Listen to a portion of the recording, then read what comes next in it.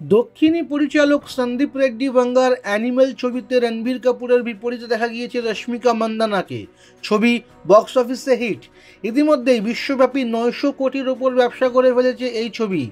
দক্ষিণী বিনোদন জগতে নিজের জায়গা তৈরি করেছেন গত কয়েক বছরের নায়িকা। গত কয়েক বছরে বলিউডেও নিজেকে প্রতিষ্ঠা করার তাগিদে পরিশ্রম করছেন তিনি। অমিতাভ বচ্চনের সঙ্গে গুড বাই ছবিতে কাজ করে বলিউডে আত্মপ্রকাশ করেছেন রশ্মিকা। তারপর জুটি বেঁধেছেন সিদ্ধার্থ মালহোত্রার সঙ্গে মিশন মজনু ছবিতে। দুটোই ব্যর্থ বক্স অফিসে। তবে অ্যানিমেলের সাফল্য সকলের ব্যর্থতাকে ছাপিয়ে গেল। এবার বলিউডে পায়ের তলায় জমি শক্ত হতেই কি বিয়ে করছেন রশ্মিকা? সোশ্যাল মিডিয়ায় সরাসরি প্রেম নিবেদন করে বসলেন বিজয়কে।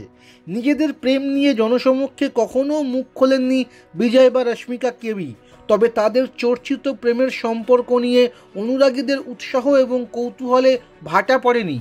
গীত গোবিন্দম ছবির সেটে প্রথমে বন্ধুত্ব, তারপরে ডিয়ার কমরেডের সেটে নাকি একে অপরের প্রেমে পড়েন তারা। পরস্পরের পরিবার এবং বন্ধুদের সঙ্গেও একাধিকবার দেখা গিয়েছে বিজয় এবং রশ্মিকাকে। তবে এবার আর রাগ ঢাক নয়। সোশ্যাল মিডিয়ার পাতায় রশ্মিকা লেখেন, আমি শুধু এতটুকুই বলবো, আমার জীবনে আসার জন্য ধন্যবাদ। যদিও অভিনেত্রী সরাসরি বিজয়ের নাম উল্লেখ করেননি পোস্টে, তবে রশ্মিকার ইশারা কার দিকে তা আর বুঝতে কারো বাকি নেই।